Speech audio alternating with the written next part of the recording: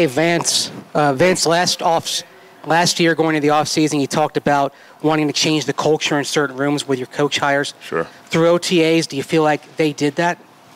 I thought we had a great offseason from a football perspective and also a culture perspective.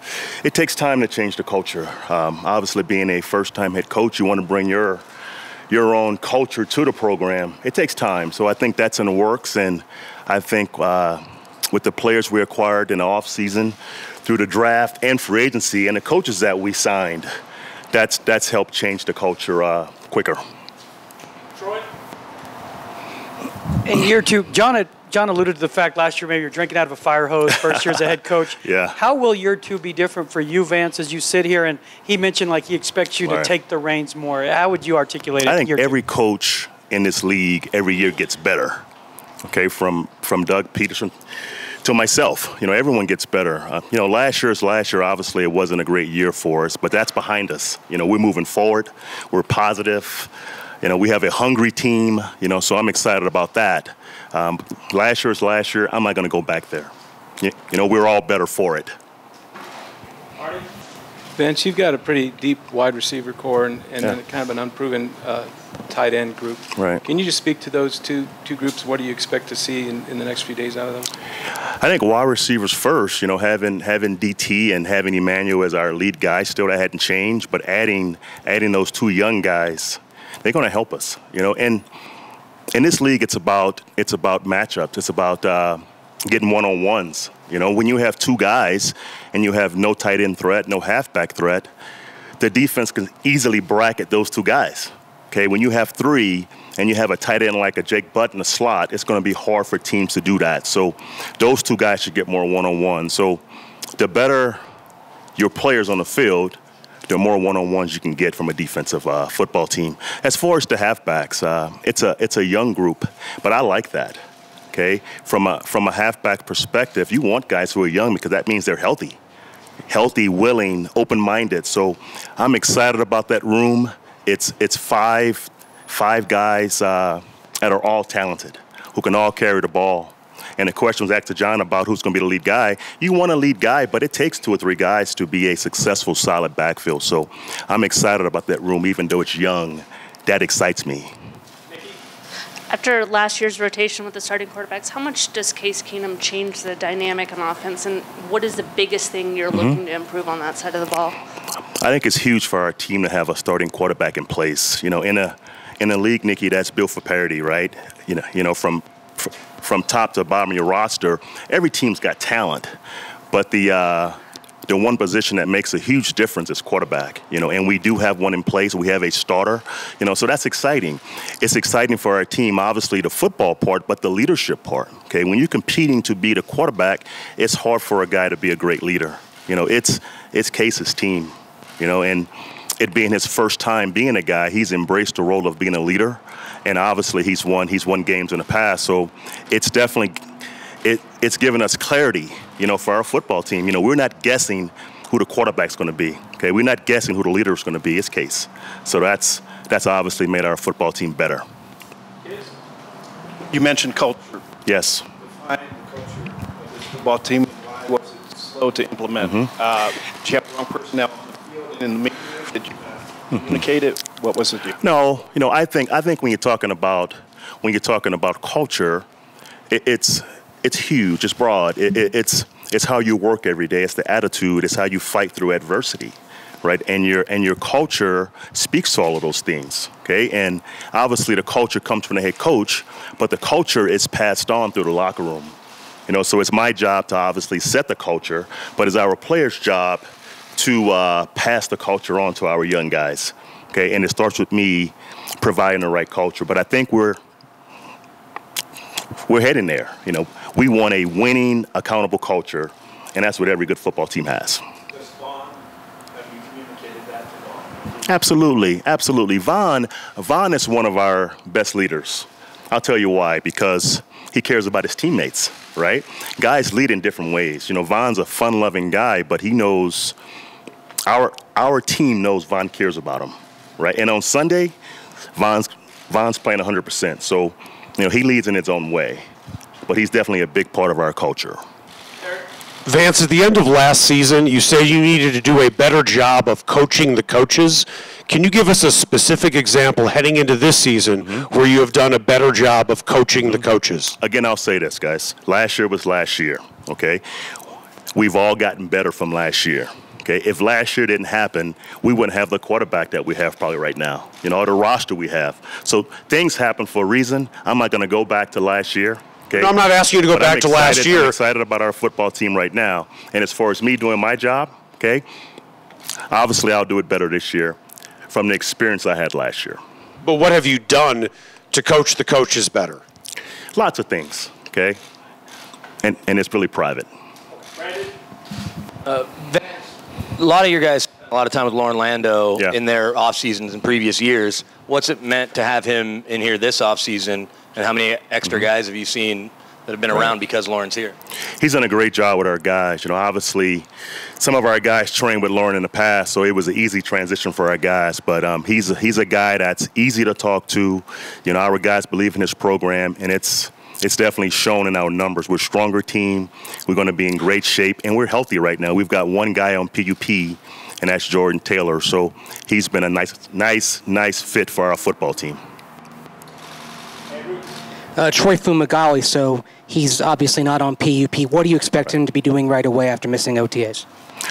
Well, we had Troy in the Senior Bowl, and he's a competitive blocker. He's a big, long target, so we're excited about Troy. Obviously, he missed the entire spring, so we're going to take it slow with Troy and get him in football shape, and hopefully he can help us at that position. I'm asking too because I don't know when I'll get the mic again. What is the future of Carlos Henderson with this team? And the second one is, how much confidence do you have in the secondary with Aqib gone and Roby and Tremaine Brock kind of moving up? Well, your first question with Carlos, he's having some family problems right now, and it's strictly on Carlos. If he wants to continue to play football, if he wants to come back to camp and compete, that's strictly personal with Carlos. We lost 2 guys, and we added 2 guys at receiver. So we're at 90, and we're moving on, and we're focused. Your second question, Nikki, I'm sorry? How much confidence do you have in the secondary with Aqib gone and Roby? Yeah. Obviously, Chris, in my opinion, played at a high level last year. I'm expecting Roby to play at a high level. Tremaine Brock has been a starter in this league, with San Fran for a number of years and played on great defenses. So I have confidence in Tremaine. I coached him for a year in San Fran. Our young corners, Isaac, he's a long corner that, that's what we like. We're a press team, so we're excited about him also. We got Langley, who's in his second year, who's also a long, talented guy who needs more reps. So I have great confidence in our secondary. Obviously being a secondary coach, sometimes the names is overrated. But secondary play is about playing together. It's much like O-line play. The best 4 or 5 guys that play together and don't make mistakes and don't give up big plays. And we have a big-time pass rush, right? So that helps the secondary. So it's more to it than having names and having,